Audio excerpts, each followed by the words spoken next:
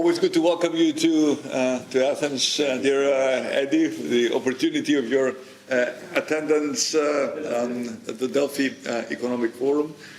Always good to take stock of the significant progress we have made in our bilateral relations and our ongoing support in the difficult path that you have chartered towards the European Union. But I do believe that we still have a significant opportunity to also resolve outstanding issues regarding our bilateral relations and cement the true friendship between our two people.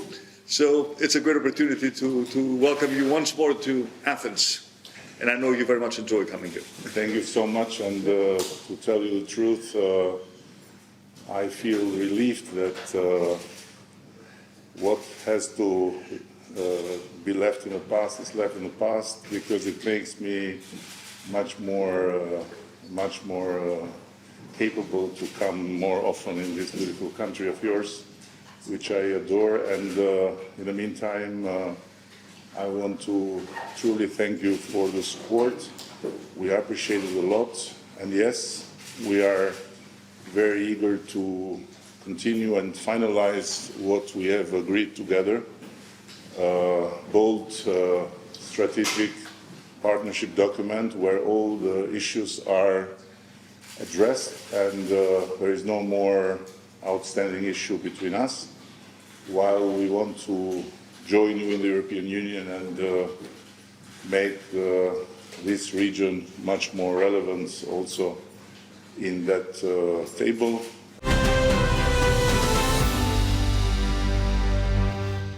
Ma jep dorën këtu të që? Më në funde arritëm, Lale, arritëm qëllimin gjithve, gjithë juve njerëz. Më në fund kuptuam nga gjithë ky takim bilateral, kuptuam që Edi Rama ka një adhurim shumë të papar për Greqinë. Ka qenë deklaruar me kryeministri? E tha sot, biles, unë ndje me shumë fat, unë ndje me shumë faj, Odi, për Zotin. Unë ndje me fat? Jo, me faj, se nuk e kam kuptuar gjitha të ndryqim. Gjithë të vite më kanë ikur jeta dëmë. Nuk e kam kuptuar sa i ndryquar është dhe kërkoj falje publike për këtë. Unë në thënë drejta kam ditur këtë afrimitetin e kryeministrit me Greqin, pas e kam parë dhe kam qenë dëshmitare disa fotove që kryeministri ka bërë në Greqin me njerëz shumë të rëndësishëm të kulturës greke dhe jo vetëm, edhe të fesë greke, por ajo që më bëri përshtypje ke ky fjalimi ishte që ndërsa Mitsotakis si drejtohet zotit Rama që jemi këtu për të zgjidhur disa çështje të mbartura në marrëdhëniet tona bilaterale, përgjigjja e kryeministit ishte që çfarë kemi dakordsuar bashk sa i përket dokumentit strategjik ku adresohen të gjitha çështjet, ne nuk ka më çështje të mbartura mes nesh. Nuk kemi pra më çështje të mbartura. Teksa ne duam t'i bashkojmë BE-s dhe ta bëjmë rajonin pjesë të asaj tavolë. Tani ky dokumenti strategjik vëlla dhe këto çështje e përbashkëta, për këtë kemi ftuar njeriu që më të madhen. I madhi. Më të madhe. Artur Meçollari. Artur Meçollari. Sa më Artur. pëlqen kur të shikoj ashtu me shkrime me. Jo, është një kat vetëm që vjen me shkrime. Për Zotin më pëlqen shumë. Para vjen kështu me shënime. Më pëlqen shumë. Duhet i kesh gjëra të sistemuara të. Kolonel. Nuk e di domethënë është. E di sa kam mësuar unë prej jush? Pafund, sidomos për çështjen e detit. Kam mësuar pafund, edhe i aset, dhe realisht aset. Mundohemi të themi ndonjë gjë. Se tash me të prezantu ty, e din gjithë se kush je ti. Të paktën mund t'japim sensacione që na shkakton ti neve, që të tjerët të duan të takojnë dhe të marrin të njëjtat sensacione, të njëjtat dëshmëri. Po. Kush është dokumenti strategjik? Shiko, në kohën e Bushatit u bë një dokument strategjik për zgjidhjen e të gjitha. Ditmir Bushatit, ish ministri të jashtëm. U bë një dokument i cili në fakt parashikonte të zgjidhte të gjitha çështjet si një paket.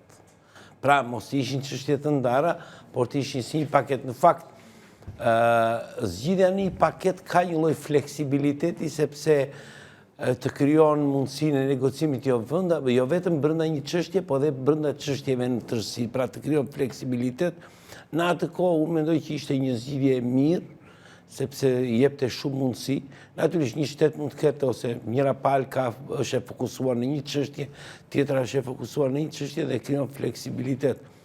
Por tani bëhet fjalë për një paket, por në një vim tek e njëjta teknik zgjidhje problemi, por në fakt kjo është thjesht teknik, sepse disa çështje janë nga kryeministri janë zgjidhur më përpara ose janë dakordsuar më përpara dhe ose ecuria e çështjeve nuk ka të njëjtën shpejtësi. Për shembull, po marr rastin.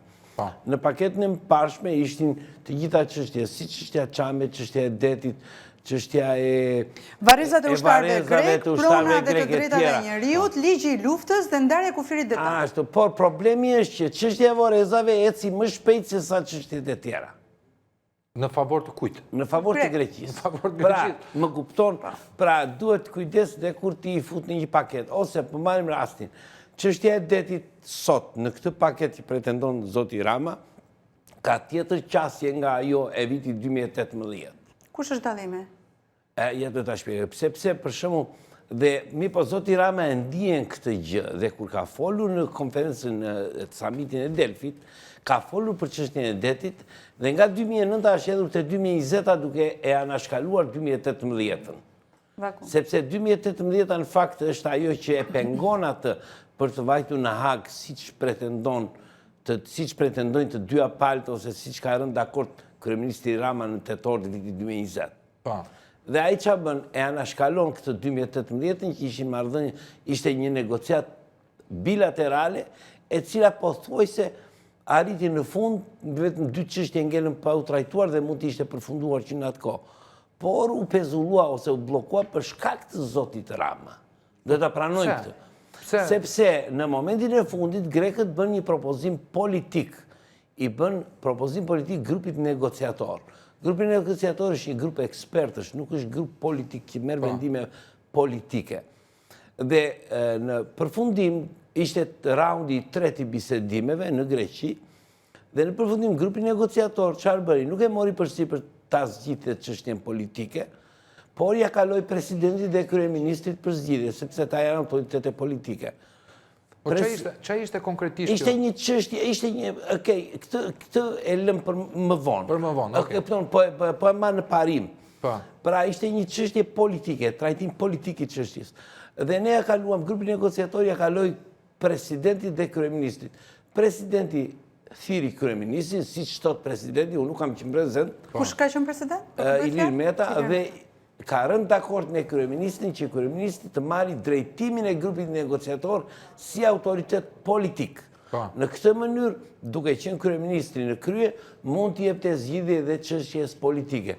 Këtu kryeministri nuk e ra dakord me presidentin, si pas presidentit, për të marrë drejtimin e grupit negociator, por nuk e mori grupin negociator, nuk e mori drejtimin dhe u pezulluan me thënë dhe marrëveshja nuk vëjoj më.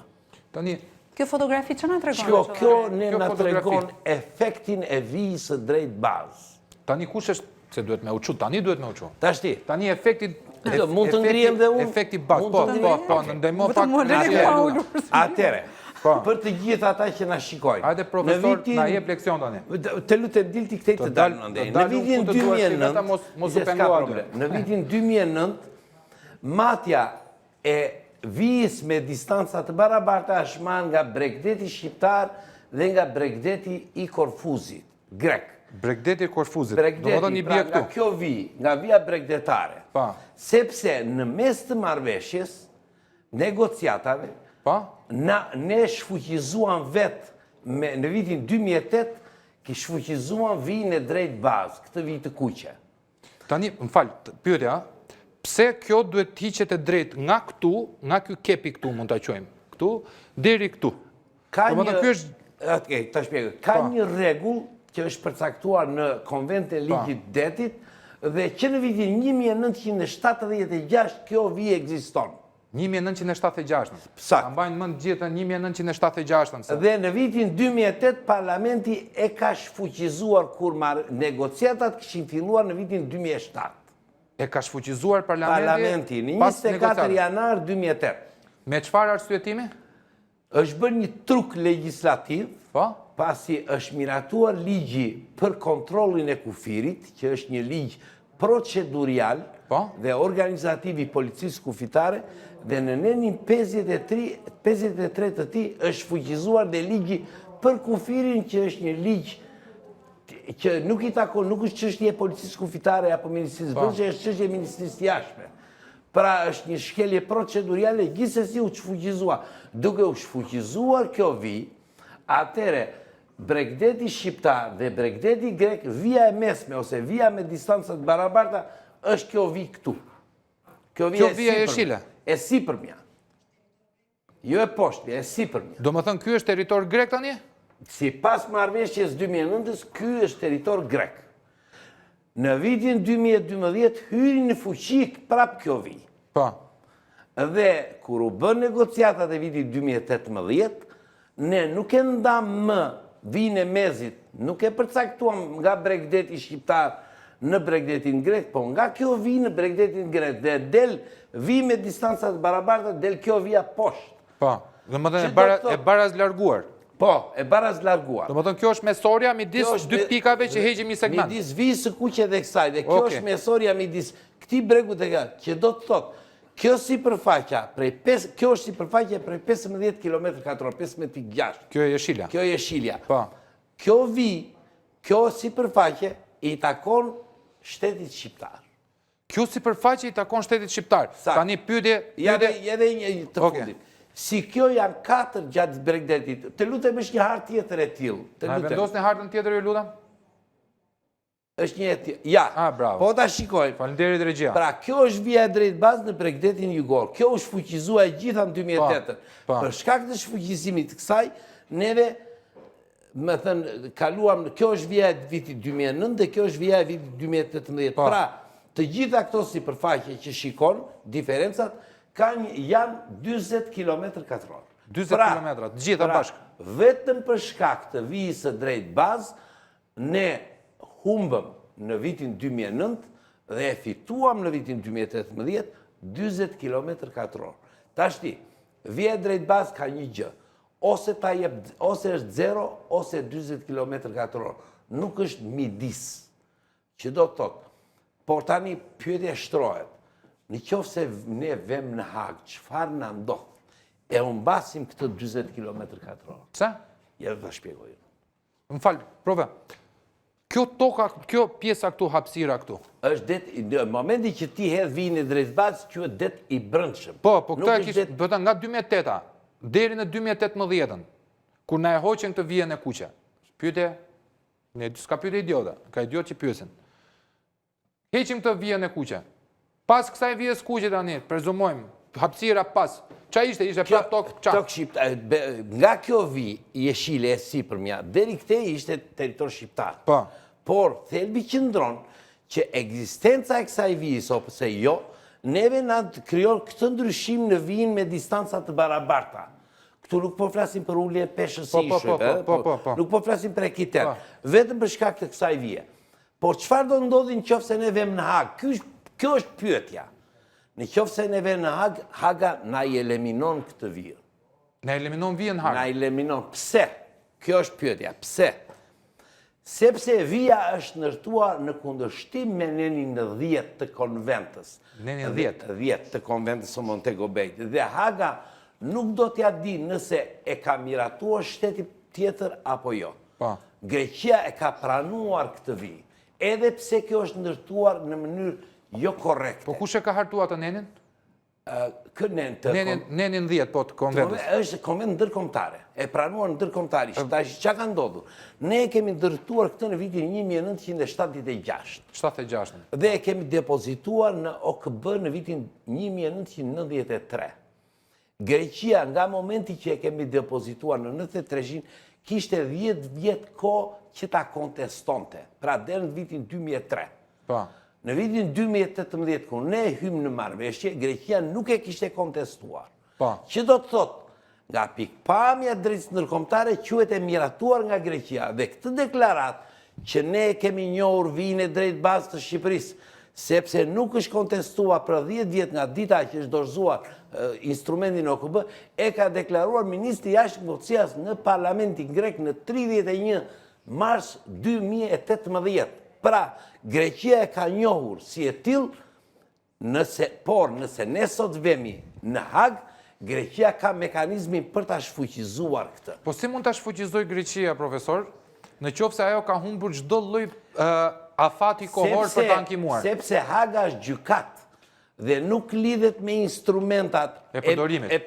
Lidhet me këtë, hap nenin dhe thot, kemi rastin, sepse ka rast, rasti Kenya, Somali, për para 4 vjetësh. Të dyja vëndet kishin rënë dakord për vijat e drejta bazë të dyja vëndeve. Kur kishin quar çështjen në Hag, të dyja thanë kemi këto vijat të drejta bazë, ju lutem na caktoni vijën delimituse. Haga qa bëri, mori studioj vijat bazë, tha të dy i keni gabim. Prishen i ndërtoj vijat bazë nga e para. Sepse gjykata nuk me në shqyrtim nëse ti ke rënë dakord, hap nenin respektiv të konventës dhe gjykon. Pra, në qofë se ne vemi në Hag, kjo bie automatikisht dhe ne unë basim 20 km/h automatikisht dhe pse Greqia ka rënë dakord. Po sikur neve të kemi një mbrojtje shumë të mirë. Le të kesh mbrojtje, bie automatikisht kjo. Bie automatikisht? Bie automatikisht. A të bëj një pyetje që nga paneli? Po, bëhe. Në ato që po thonit, unë regjistrova disa data. 76, 2009, 2012, 2018. Kush qeveria e ka shitur këtë gjë? Kjo është Se kjo anduhen atë tek pyetje po kur e bën direkt në shitjes. kohën që drejtimin e qeverisë e kishte Sali Berisha. Po. Dhe sekretari përgjithshëm i Ministrisë së Jashtme dhe kryetari i grupit negociator ishte Ferit Hoxha. Po, Ferit Hoxha, çfarë thot ky emër? Sot është ministri i Jashtme. Pra, dhe ai ka një vendim të gjykatës kushtetuese për atë që negocioi për 2 vjet. Pra, thelbi shtu, në qoftë se ne vemi në gjykatën e Hagës për të gjithë çështjen, automatikisht kjo bie dhe ne e humbasim 40 km/h ditën që ne bëjem dakord për të vajtur në Hagë. Pra që kemi një marrëveshje dypalëshe për të vajtur në Hagë, kjo është e rrëzuar. Po momentalisht neve kemi këtë vijën, apo jo? Momentalisht po. Momentalisht të rivendosur në 2012. 2012 të rivendosur. Tani, këto hapësira këtu, që janë 20 km/h, thot ju, të gjitha bashkë mbledhura, hapësira, më thënë nga vija në vi, gjithë perimetri që mbulon, e kujtë është, e shtejona? Natyrisht, në bazë të, shikota, që t'jemi korekt. Në 2018 u përcaktua vija me distanca të barabarta, që është kjo vija poshtë, plus 20 km/h nga 2009. Por ne ngecëm në ulljen e peshës. Kush është ullje e peshës? Për shembull, këtu i gjendet shkëmbi Barketa. Po. Dhe në bazë të parimit që u vendos në vitin 2018, ndarja do të ishte me distanca të barabarta e korrektuar për ekitern. Që do të thotë, në këtë zonë këtu ne do të fitonim akoma. Po. Ose kur vetet e Othonoj, do të ulej pesha e Othonoj dhe ne do të fitonim akoma. Pra, ne nuk e dim përfundimisht se sa do të fitonim nga 2009. Por një gjë kemi të qartë, në 2018, 20 km/h u fituan. Pra, u ra dakord me palën greke. Pastaja ishte hapi final që ne duhet të ulnim peshën e ishujve dhe të shkëmbimve që të kishim një fitore tjetër, pra të kishim A+B. Në çpik kemi tani dhe i duhet besuar kalit grek. Jo, nuk kalit, edhe një. Në përgjithësi, Greqia, grupi negociator grek, institucionet greke, personalitetet greke punojnë për interesat e Greqisë. Absolutisht, ma është duhet Çdo palë e cila hyn në një marrëveshje detare për interesin e vetë. Për interesin e vetë dhe të marri sa më shumë sipërfaqe. Po. Pyetja shtrohet, po ne po hym për sipërfaqe? Pra, pikërisht, ne po hym për sipërfaqe. Pikërisht, ky është gabimi që ne po bëjmë. Pse? Në qoftë se ne do të vemi në Hagë, shiko, të vesh në Hagë nuk është në një mëkat. Po. Por në Hagë ne duhet të vemi për ato që nuk kemi rënë dakord në 2018. Për ato që kemi rënë dakord, sepse ka qenë qeveri greke. Nuk kemi pse të vemi në Hagë. Në qoftë se vemi për ato që kemi rënë dakord, do të na ndodhi siç na ndodh, do të na ndodhi kjo që do të na ndodhi me vijën e drejt bazë. Ne kemi rënë dakord me Greqinë për të gjithë këtë, por në fund do na analizojë gjykata. Dhe çfarë do themi në fund? Ne do vemi përsëri po vajtim në Hagë për të gjithë çështjen, siç e ka iden kryeministri apo ministri i jashtme. Në qoftë se ne vemi, do humbasim, por në fund do themi vendimin e ka marrë një gjykatë ndërkombëtare e paanshme, e cila është detyruese dhe e paapelueshme. Po.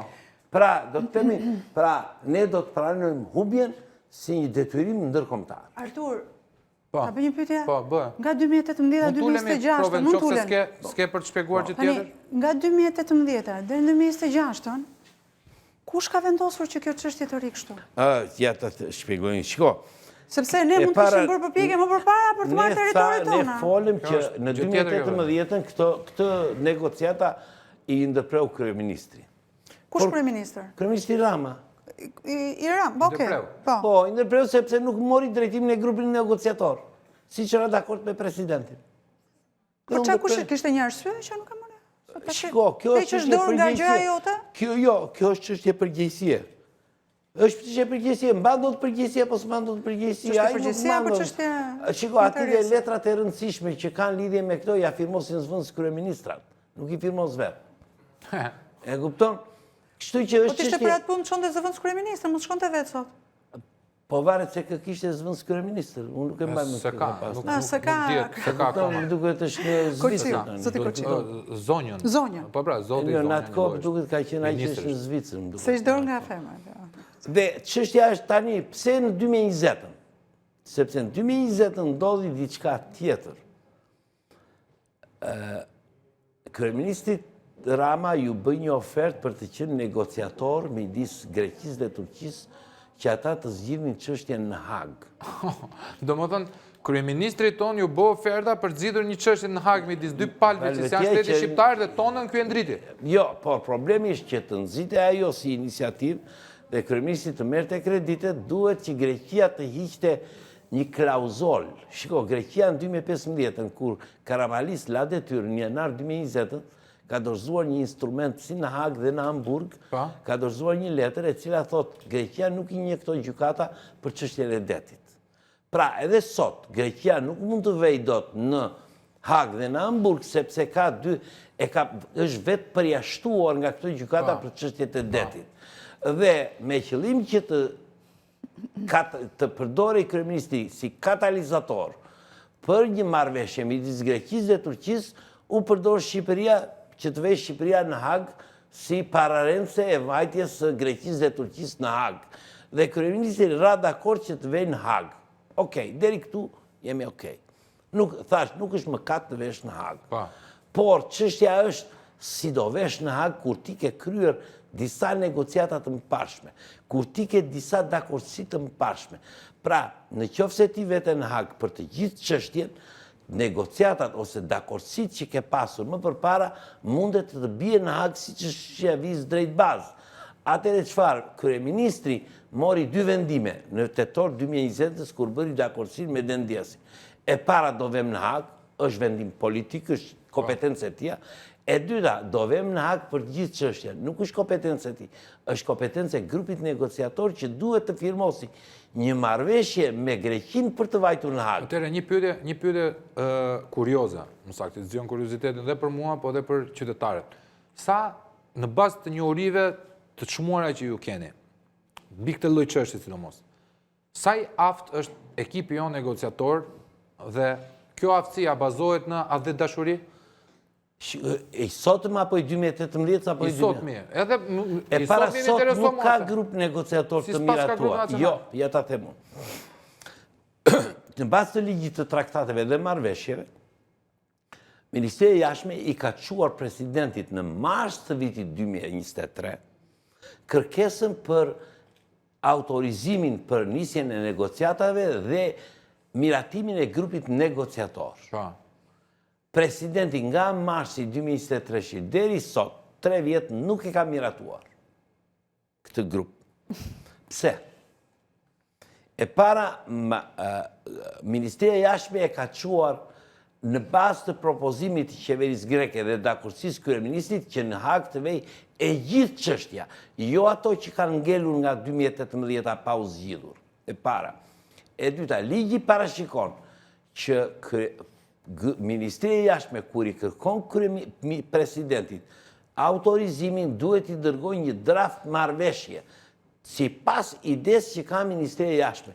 Dhe Ministria e Jashtme ja ka dërguar draft marrëveshjen për të gjithë çështjen, jo për çështjet e mbetura nga 2018-a, që do të thotë presidenti sot është në situatë duhet të ndaj qartë këtë gjë, qoftë se presidenti miraton draft marrëveshjen që ka hartuar Ministria e Jashtme, e cila përputhet me draftin e Greqisë, që e ka dërguar në dhjetor 2020, presidenti po bën gabimin që po çon në Hag çështje të cilat ne mund të na rrëzohen, por që i kemi fituar më përpara. Pra, do të humbasim një territor prej 40 km2 minimumi, sepse mund të humbasim dhe nga çështjet të tjera që lidhen me Kiten, që ne nuk e dim se si do jenë. Pra, çështja është e thjeshtë. Por, çështja e marrëveshjes detare është çështja e ngërçit me Greqinë. Pavarësisht se kryeministri thotë do trajtojmë të gjitha çështjet në një shporte të tjera, në fakt çështja e vetme e mbetur, ose që është pika me dobët jona dhe që Greqia po e përdor për antarësimin e BE është çështja e detit. Dhe shqiptarët duhet ta dinë sot që a janë gati të sakrifikojnë sipërfaqe detare për antarësimin në BE? A mund të quhet ti je gati për të sakrifikuar diçka që ti nuk e di që ekziston? Shiko, problemi është këtu. Antarësimi është një marrëveshje kuadër e cila nesër mund të prishet BE-ja, mund të dalim neve. Por kjo në qoftë se miratohet, nuk rishikohet më në përjetësisht. Nuk rishikohet më. Kjo nuk rishikohet më. Po shqiptarët, Artur, duhet të dinë dhe një gjë tjetër, që ti përmend gabim nga ana e presidentit. Po përgjegjësi ligjore, këta njerëz që pas kanë dorë ngritjen e grupit negociator, marrëveshjet, a kanë apo s'kan? Sot po flasim për parandalim. Po flasim për parandalim. Nesër është tjetër gjë. Sot po flasim për parandalim. Unë di këtë, presidenti sot nuk ka asnjë këshilltar për detin, dhe një që kishte më thonë ka ikur. E kupton? Sot i vetë një këshilltar për detin që i ka ngelur shteti shqiptar është Ferit Hoxha që ka bërë 2009. Po ja u them, ka negociuar 2 vjet me Greqinë, dosja e Greqisë e vitit 2009 ka 56 fije letër. 56 fije? 56 fije letër. Në 2018, neve, grupe Ungrit, vetëm 4 muaj, ka 1200 faqe. Po si ka mundësi? Sepse nuk është negocuar në 2009. Është lënë. Është marrë e gatshme, çdo gjë. Nuk është negocuar. Si është marrë e gatshme? Po pra, Greqia ka dhënë të gatshme. Ja, ka dhënë të gatshme. Po ja, kjo është edhe, nuk është negocuar. Unë po të them, në vitin 2018 ne bëm 3 takime bilaterale. Vetëm presidenti i Republikës, raporte, nuk po flas për dosje, raporte zyrtare, duhet jenë 3 ose 4 raporte të grupit negociator, janë mbi 60 faqe. Vetëm raporte, nuk po flas për studime, rreth 10-12 studime të bëra në grupin negociator, jo nga grupi, nga institucionet shqiptare, 4 i ka bërë Ministria e Mbrojtjes, 2 i ka bërë Ministria e Infrastrukturës, ka bërë Instituti Albanologjik, pra janë rreth 12 studime që janë bërë vetëm për çështjen e marrëveshjes detare. Janë thirrur njerëz që janë pyetur, po themi është thirrur Kristo Trajçe, është thirrur Çapajefile, është thirrur Kolonel Pasha, janë thirrur disa të tjerë, janë thirrur ekspertë ndërkombëtar që kanë dhënë opinionin e tyre në lidhje me marrëveshjen detare. Është pyetur, nuk ka ardhur në grup negociator, por kryetari zoti Zaganjori është pyetur nga ish bashkëkryetari Armand Skapi në zyrën e tij në lidhje me këtë. Pra, në një farë mënyrë është bërë një studim i plot dhe dosja përmban 1200 faqe. Dhe 1200 faqe, por me një rezultat pozitiv deri aty sa u arrit. Atëherë, unë kam një pyetje nga publiku, besoj e kemi diskutuar dhe para se të futeshim. Neve kemi një ligj lufta me Greqinë, që daton 97-ën, më të gabofsha. Jo, 1920. Falë, 20-ën, se 97-ën donin ta përdorin atë ligjin e luftës për të ndërhyrë Vorë e Pirin. A ka një logjik juridike që 2 shtete me ligj lufta me njëri tjetrin të kryejnë diplomaci dhe të bëjnë marrëveshje në kohë paqe? Shiko, çështja e ligjit luftës... Unë e mirë kuptoj ligjin e luftës që duhet për çështjen e tokave çame.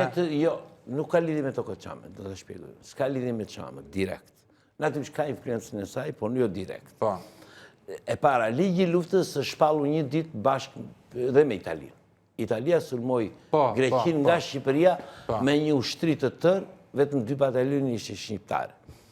Mbas kësaja, Greqia e shfuqizoi ligjin e luftës me Italinë, e cila ishte pushtuesja kryesore. Dhe e vetme, sepse Shqipëria ishte e pushtuar, nuk ishte vend sovran në atë kohë. Mori mercenar nga na. Mori mercenar. Dhe është shfuqizuar nga Greqia, kurse ligji me Shqipërinë nuk është shfuqizuar akoma. E parë. Pse pra? Ja do ta shpjegoj, këtë do ta shpjegoj unë. Ligji i luftës ka lidhje me një protokoll të vitit 1925, të datës 26 janar, që është protokolli kufive midis Shqipërisë dhe Greqisë. Greqia dhe Shqipëria e kanë firmosur protokollin, nga Shqipëria ka firmosur Medi Frashëri, nga Greqia është një nënkolonel, por ndërsa Shqipëria ka miratuar në parlament, Greqia nuk e ka miratuar. Dhe ligjërisht ne nuk kemi kufi toksor me Greqinë. Ligjërisht nuk kemi. Kemi piramida, kemi marrëveshje për mbajtjen e piramidave, për trajtimin e incidenteve kufitare, por nuk kemi kufi ligjërisht sepse shteti grek nuk ka të miratuar kufi me Shqipërinë. Atëre si bje gjithë ata shqiptarë që janë vrarë në 91-92? Do ta shpjegoj, nuk ka lidhje me, ka lidhje me shiko si është problemi. Dhe se më nxorën në 97-ën, që një forcë armatosur të kaloj kufirin e një shteti, duhet miratimi i parlamentit. Po kur s'ka kufi, duhet miratimi i parlamentit. Jo, pra se kjo është absurde. Pra, ligji për kufirin... Pra nimi është e fiksu në 97-a. Ligji për kufirin është i lidhur me ligji, me thënë ligji, protokolli Firenzës është i lidhur me ligjin e luftës. Pra të dyja këto janë bashkë.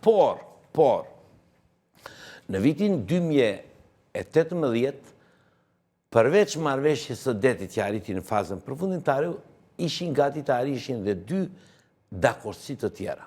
Njëra ishte njohja nga Greqia e protokollit Firenzës. Sepse protokolli Firenzës në vitin 2018 u miratua drafti i marrëveshjes. Pra u miratua teksti. Dhe në preambulën e tekstit të marrëveshjes, si bazë ligjore u vendos protokolli Firenzës e vitit 1925. Dhe kjo marrëveshje do të kalonte në parlament, që do të thotë Greqia do të njinte protokollin e Firenzës të vitit 1925. Në të njëjtën kohë, që ishte jashtë grupit negociator, dhe bires ka që në Greqi që është futur, unë e kam propozuar që të futet protokolli Firenzës në preambulën e draft marrëveshjes për detin. Kam që unë që e kam propozuar. Për shkak të pikës një është një çështje teknike. Dhe Ministri i Jashtme në atë periudhë ka pasur komunikim diplomatik dhe ishte rënë dakord që të shfuqizoj ligji i luftës. Pra, në rast se ne do të përfundonim marrëveshjen e detit, do të kishim dhe 2 element tjerë. Njohjen e protokollit Firenzës dhe heqjen e ligjit luftës. Do të ndodhin në vitin 2018, me përfundim. Të tëra këto ranë si një kështjellë rëre, vetëm për një arsye të thjeshtë. Kryeministri nuk pranoi të merrte drejtimin e grupit negociator dhe u prishte gjithë skema. Kur flasim për ligjin e luftës, ti përmende diçka, 97-ën, thej që nëse do kishte një protokoll ose një ligj lufte, grupet e armatosura do hynin apo nuk do shkelin apo jo këtë lloj. Nuk ka nevojë, jo. Ushtria edhe një. Jo, duhet dal diku tjetër, nuk duhet merrem atë që the se heq as pika presja. Nga vitet 97 tutje, në territorin e jugut janë ndërmarrë disa akte kriminale, vrasje, tjera, procese, njerëz të armatosur, të cilët vinin me origjinë, të paktën kështu është thënë, me origjinë greke. Rastet që flasim dhe kanë ngelur aty në histori dhe në dosje, a kanë përfituar nga mungesa e një ligji të tillë? Jo, këto janë trajtuar, këto janë trajtuar si incidente kufitare, du të kuptojmë. Po si mund të quhet incident kufitar kur futen? Është tjetër gjë incidenti kufitar, është tjetër gjë përdorimi i forcave të armatosura si një veprim luftarak. Ne po flasim për miratim, shiko. Jo, po flasim për shkak pasojën. Jo, është incident. Quhet vrasja e postës? Kategorizohet incident, nuk është sulmi armatosur. Nuk është sulmi armatosur. Sulmi armatosur është përcaktuar në rezolutën e Asamblesë Përgjithshme 3014, janë 6 raste që quhet sulmi armatosur. Në dosjen e policisë dhe prokurorisë është sulmi armatosur. Jo, nuk është sulmi armatosur. Shiko, ne mund ta quajmë si të duam. Por Si është është konkret? incident kufitar, nuk është sulmi armatosur. Sepse sulmi armatosur duhet ketë disa karakteristika. Duhet jetë ushtarak, i kryer nga forcat e armatosura, duhet jetë një forcë e tillë e cila të jetë veprimi të jetë i pakthyeshëm. Çfarë do të thotë veprimi i pakthyeshëm? Që një forcë masive hyn në territorin e një shteti tjetër. Pra, në rast se një forcë armatosur me 5 veta, me 10 veta, forcë elit, futet, kryen një veprim kufitar dhe largohet, ky quhet incident kufitar dhe nuk quhet sulmi armatosur. Ka disa përkufizime. Për shtetin andej apo për ne? Për të gjithë. Pra, në rastin konkret, pse po flas? Në bazë të legjislacionit grek, sot, para 100 vjetësh, ushtria greke mund të kalonte kufirin Shqipëri-Greqi pa miratim në parlamentit grek. Ashtu sikur se u folë në vitin 97. Kjo është arsye. Por nuk mund të kaloj kufirin me Maqedoninë e Veriut, sepse ka kufit të përcaktuar. Dhe kufiri përcaktuar me ligj kërkon autorizim të parlamentit. Pra, sa e besueshme mund të jetë një marrëdhënie bilaterale me kaq shumë mangësira juridike në mes? Pra kemi një ligj lufte që duhet të ishim marrëmiq, neve trajtojmë si miq. Shiko, ligji i luftës Unë e kuptoj që është procedurale gjithashtu. Është procedurale, nuk është ka pasojat e tij nga pikpamja e pronësisë, ka pasojat e tij, si jo vetëm për popullsinë çame, por edhe për popullsinë shqiptare. Në të që jo çame. Ka në Greqi, ka efektet e saj, por çështja qëndron që ne nuk kemi qenë konsistent. Është fajon domethënë. Shiko, edhe një. I faji anës tonë domethënë. Është fajon. Është fajon dhe kemi sjell situatën në një pozicion të tillë që sot ne gjendemi në pozicion sandwich. Cili është pozicioni sandwich? I kemi dhënë një armë Greqisë për të na bllokuar antarësimin në Bashkimin Evropian. Ja kemi dhënë ne këtë armë. Sepse ç'a ndodh? Kapitulli 24 i antarësimit në Bashkimin Evropian parashikon që vendi që do të antarësohet nuk duhet të ketë probleme kufitare. Në fakt, kjo klauzol lidhet me kufi toksor jo detar. Sepse kur hyri Slovenia dhe Kroacia, ata kishin probleme kufitare detare, po jo toksore. Dhe në rastin konkret, problemet kufitare toksore me Greqinë nuk janë për fajin tonë, janë për fajin e Greqisë e para. Por Greqia po e përdor këtë si mas presioni për marrëveshjen detare. Dhe marrëveshjen detare, deri në këtë pikë që Greqia ta përdori si mekanizëm, ja kemi dhënë ne këtë të drejtë, sepse ne mund të vijonim negociatat e vitit 2018 ose të binim dakord që të venim në Hag vetëm për pjesën e mbetur. Qarë kryeministri tha do vemi për të gjithën. Problemi është që nuk firmos do të njeri, se ja kemi presidentin, dhe tani nuk po firmos. Po themi do firmos, se do të detyroj Rama. Por në grupin negociator, kush do t'i firmosi Ramës? Se mirë që ati duhet firmat e grupit negociator, 2 bashkëkryetarët e grupit negociator, që do t'jen, që unë i di me emra, kanë qenë anëtarët e grupit negociator të vitit 2018. Ata e njojnë çështjen shumë mirë. Si do bëjnë, do firmosin, me që do kryeministri Rama? Do më thënë, me pak fjalë, me të bëj një deduksion logjikon, represioni që përdor Greqia për antarësimin tonë në Bashkimin Evropian, a ka të bëjt drejtë, më thënë, përdore çështja e detit për ngacmim, për me marrë sa më shumë, prandaj ta bëra të pyetjen, a duhet i besojmë kalit grek, jo pse ata janë në të drejtën e tyre natyrore për të luftuar për interesin e vet. Po neve trojanët, në thonjza, nuk duhet ta marrim kalin dhurat atyre ta sjellim me shtëpi siç e kemi bërë gjithmonë. Në negociata aty në mirëbesimi, nuk hyn për që se beson. Mirëbesimi ka të bëjë me faktin që ne të dy do të negociojmë secili për interesat e tij.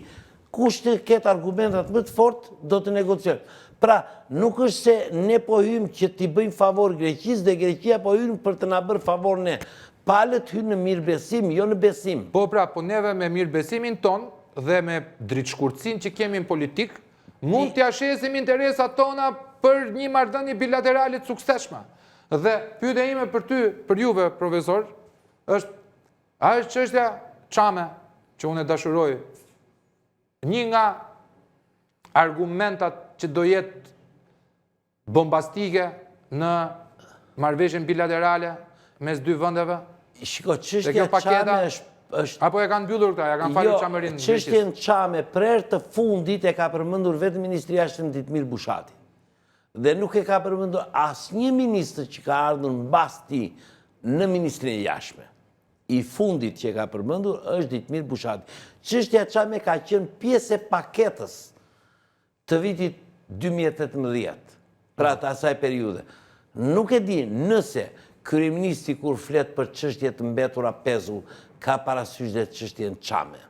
Po pikërisht. Nuk e di këtë. Duhet që kryeministri apo ministri i jashtëm të shprehë qartë cilët janë elementët e paketës dhe t'i sqarojnë, siç u sqaruan në vitin 2018-2017. Atëherë që ishte ministri i jashtëm Ditmir Bushati, doli dhe sqaroi paketa, pra duke e futur në një shport të gjitha çështjet, duke i trajtuar në një shport, dhe tha janë 1, 2, 3, 4 dhe një nga çështjet ishte edhe çështja Çame. Po. Por Çfarë është bërë në raport me ndërsa këtë ndjenjë tuaj? çështja e varrezave greke ka avancuar shumë, çështjet e tjera kanë ngecur në mes. Ato që janë çështjet e interesit ton janë bllokuar. Ato që janë çështjet e interesit të Greqisë kanë ecur. Po ky është fajon pastaj. Po natyrisht shiko, Shteti vogël. edhe një herë, Shteti vogël është shteti vogël edhe Greqia. Dëgjoj shumë që thonë Greqia. Grekët punojnë për interesat e tyre. Po. Ne duhet punojmë për interesat tona. Dhe duhet kemi integritet në mënyrën se si punojmë. Pse? Sepse bie viktim kur të duash. Siç kemi rënë tani viktim që ose do vemi në Hag për të gjithë çështjen, që të humbasim çështjen, ose nuk futemi në Bashkimin Evropian. Shqiptarët duhet ta ndajnë. Nëse shqiptarët janë dakord Që të humbin 40 kilometra. të humbasin mbi 40 km/h dhe të futen në Bashkimin Evropian, shumë mirë ti thon presidentit firmos autorizim për marrëveshjen, ti thon grupin negociator bëhe marrëveshjen, të venë në Hag dhe të ndajnë detin. Por këtë duhet ta ndajnë shqiptarët sepse ai është territori i shqiptarëve. Ku shqiptarët ta ndajnë? Këta më që janë Referendum thotë. janë shqiptarët. Një në profesion. Ne një kemi. Shiko, unë po them Ne kemi të shqiptarët marrë. Që dëgjon shqiptarët. Thua ti jetë kundër. Kryeministri sot ka dalë dhe në këtë samitin e Delfit. Dhe ka thënë, e çova në Hag çështjen sepse një kolonel i ushtrisë doli kundra. Kryeministrit për këtë që po vete në Hag i kanë dalë 4 veta profesora me zë dhe me figurë, që para 2 vjetësh. Unë mund t'ja përmend, është profesor Zaganjori, është profesor Alibali, është profesor Metalla, jam edhe unë. Të 4 i kemi dalë me zë dhe me figurë. Ka dhe të tjerë, por në një konferencë për detin, që kemi bërë, që është bërë, është deklaruar qartë që Shqipëria nuk mund të vejë në Hag për të gjithë çështjen. Edhe ky do të shkoj. Dhe ai do shkoj. Pra, në vitin 2009 ai e çon gjykatën kushtetuese se doli njëri kundra, tani kanë dalë 4, të paktën 4, dhe ai nuk, me thënë, prap do të vejë në Hag. Prap me çështjen Çame jam i fiksuar se kam Çështjen Çame, shumë shiko, çështja Çame, lere, unë kam përshtypjen që kryeministri apo ministri i jashtëm do dalë shumë shpejt në konferencë për shtyp. Gazetarët të vend të përgatitur ku vend tek ministrat, sepse unë shikoj që vend të pa përgatitur. Domethënë, pyetjet, cili është çështja Çame si është trajtuar në bisedime? Çështja e marrëveshjes detare, duhet hyrë në detaje. Bëjmë pyetje, duhet hyrë në detaje. Në fundit, sot kemi ministër, një person i cili në fakt jo vetëm që krijoi kaos në shtetin shqiptar në vitin 2009, krijoi kaos. Për kë e ke fjalën? Për ministrin e jashtëm. Ai ishte kryetari i grupit negociator. Po pra. E di çfarë thotë vendimi i gjykatës kushtetuese? Grupi negociator ka tejkaluar kompetencën edhe nga kryeministri. Grupi negociator ka Ka tejkaluar kompetencën. Prit, pyetja është, kush ishte kryetari i grupit negociator? Ishte ky pra ka tejkaluar kompetencën. Zoti Hoxha. Grupi negociator thotë ka zhvilluar bisedime pa autorizim të presidentit. Kush e ka mbledhur grupin negociator? Kryetari. Kryetari, që është sot ministri i jashtëm. Është miratuar ligji për ndryshimin e kufirit detar të Shqipërisë. Nuk është kompetencë e Ministrisë së Brendshme, është kompetencë e Ministrisë së Jashtme. Kush ka qenë sekretari i përgjithshëm i Ministrisë së Jashtme? Në atë kohë. Po. Ky që është sot ministri i Jashtme. Domethënë nuk është rastësi, ë? Pra, është shkelur parimi i ndarjes së drejtës ndërkombëtare, që është parimi i ndarjes për ekitern. Kush e ka zbatuar parimin? Kush e ka përzgjedhur dhe zbatuar parimin? Ky që është ministri i jashtëm. Pra, ky që është ministri i jashtëm Solli kaos jo vetëm në shtetin shqiptar me vendimin e gjykatës që u detyruan të vendin gjykatës, por u prishën marrëdhënien me Greqinë, u prishën dhe marrëdhënien me Turqinë. U prishën marrëdhënien Dhe me Turqinë, sepse marrëveshja e vitit 2009 kishte një nen që quhej Neni 2, e cila në fakt nuk kishte lidhje fare me marrëveshjen. Ishte një nen i cili në fakt nuk bënte gjë tjetër veç se i krijonte avantazh Greqisë në detin e Gjenë në raport me Turqinë. Kuptoj. Pra, të gjithë këtë kaos, kush e solli? E solli ministri. Ministri i jashtëm që është sot. Dhe çfarë bëri ministri i jashtëm? Mbasi e negocioi 2 vjet, pretendon që e ka negociuar, por nuk e ka negociuar. E firmosi draftin e negociatës, pra atë që ranë dakord, e firmosi dhe Lulzim Basha në datën 27 prill 2009, pra 2 vjeta ishte plotësisht dakord me çfarë po firmoste qeveria. Në datën 28 prill 2009 i dërgon një email te gazetari Tedi Blushi dhe i thot: marrëveshja që u firmos dje bie ndesh me interesat e Shqipërisë. Pra, mbasi e çoi 2 vjet shteti në kolaps, i dërgoi një letër, një email, dhe pse? Për të shpëtuar veten. Dhe çfarë ndodhi? Dhe po ta mbani mend, mbasi u firmos, mbasi u krijua gjithë ajo zamallai në media të tëra, i vetmi person që nuk u cënua ishte Ferit Hoxha. I futi në kurth të gjithë shokët e tij dhe të gjithë u anatemuan tradhtar të poshtër e tjera, kurse Ferit Hoxha shpëtoi. Atëherë, cila është garancia jon, profesor? Pra, cila është garancia që ky person ka bërë këtë gjë sot? Ai do të bëjë të njëjtën gjë që bëri 2009, do ta bëj prap tani. Po pra, po s'kemi garanci pra. Pra s'ka garanci kjo. Do të thonë jemi të dështuar që në partent. Shiko, kjo është i varësh ujku të mëlqit në qafe, kupton? Pra, jemi në kushtet që kryeministri Rama ka marrë personin më jo adekuat. Më jo adekuat për të zgjidhur një çështje e cila në fakt është zgjidhur në 95% të saj në vitin 2018. Profesor, po t'ishet për neve, për mua, po dhe për Anduenën, se Anduena arrin që kur i shion, kur nuk i shion, fillon flet pastaj, kupton, më ndërpret mua më bën. Më do të themi informacion të fundit një intervistë që ka dhënë zoti Rama për një nga mediat greke, është një gazetar shumë i njohur atje, Aleksis Papetas. Që ka Papetas. Edhe në intervistën me këtë gazetarin e njohur, zoti Rama pas ka bërë një batut duke justifikuar që grekët janë, më saktë, pasardhësit e Platonit, por që nga mediat greke është konsideruar si një nga batutat e tepruara në ambientin jo të duhur që mund të bëhet. E ka thënë prapë këtë batutën, apo atëherë? Po, e ka thënë më tani. Dhe pastaj e tha, kurse në konferencë tha bëra shaka. Okej. Po pas ka justifikuar. Ka justifikuar, shiko. Por çështja është këtu që qeveria shqiptare ka hyrë, shiko, në çështjen e marrëdhënieve me Greqinë, qeveria shqiptare ka hyrë në kolaps. U morë bëjmë në ka hyrë në një spirale pa dalje. Për shkak jo vetëm të marrëveshjes zyrtare, por edhe të çështjes Çame që ka 5-6 vjet që nuk e përmend fare. Po çështja Çame është ajo që e kolapson ose e minon çdo marrëveshje me Greqinë, sepse ata duan që çështja Çame nuk ekziston, neve themi çështja Çame ekziston dhe pikë, edhe hajde në vitin 2018 patëm një fakt. Po. Në raportin me Greqinë, pasi në fakt në qeveri ishte një qeveri tepër liberale. Dhe në fakt, e vërteta është që në atë kohë çështja Çame është trajtuar. Është trajtuar çështja Çame.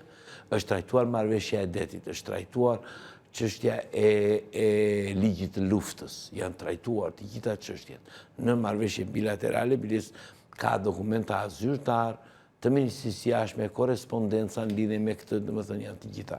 Por çështja është që duke mos pasur një filozofi në politikën e jashtme, duke mos pasur parim dhe filozofia e politikës jashtme, morali lidhet me interesin kombëtar, nuk lidhet me asgjë tjetër.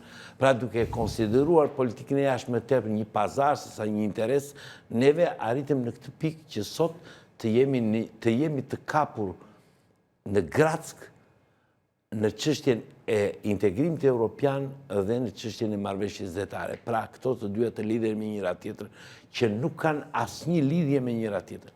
Nuk kanë, por situata se si ne e trajtuam këtë çështje, të paktën në 5-6 vitet e fundit, ne bëri që Greqia ta marri si argument për integrimin e Bashkimit Evropian.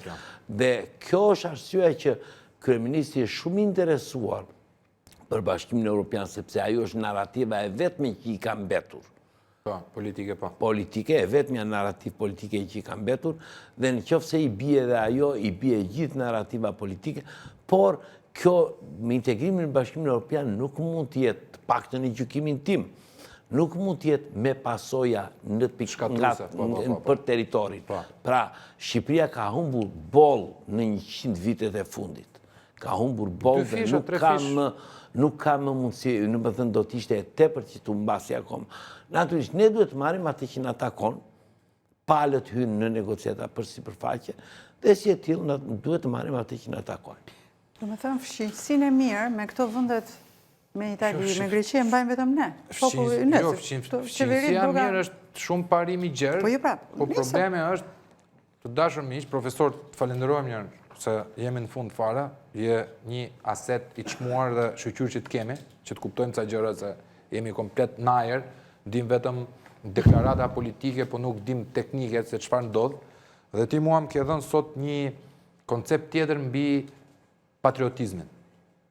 Patriotizmi cënohet rënd kur disa sharlatan, disa miop me dritë shkurtër bën një veprim sot për një kredit politik, siç unë dyshoj që Rama mund ta shesi çështjen ça me ligjin e luftës së gjitha vetëm për atë votën në Bashkimin Evropian, për t'u antarësuar në një strukturë e cila nuk dihet sa ka ekzistencën e vet, se ne kemi dëgjuar lidhja kombeve u krijua për mos u shkatruar. Po nuk ekziston më. Për të hequr dhe për të humbur territori dhe dinjitet që duam s'duam ne, në çfarëdo lloj formacioni shtetëror të jemi, quhemi Shqipëri apo Albanistan, është e jona, popullohet nga neve. Dhe po u dha nuk kthehet më përjetësisht. Pikërisht pra. Përjetësisht. Kjo është fatkeqësia jon, kështu që miq, juve që jeni brezeri, kur t'i futeni shkollës, mos ju fusni për një diplom, por futeni që të ndihmoni shtetin, Shqipërinë, sepse mjafton të shikosh nivelin e 2 grupeve negociator të 2 shteteve tona homologe dhe e kupton se Greqia është aty ku është dhe ne jemi këtu ku jemi. Kjo ishte oponenca për sonte, bashkë me partnerin time në krim, Andoen Allabanin, u përpoqem që për rreth 2 orë t'ju japim informacione që nuk i gjeni të trajtuara në këtë formë. Shikohemi të mërkurën tjetër, natën e mirë. Natën.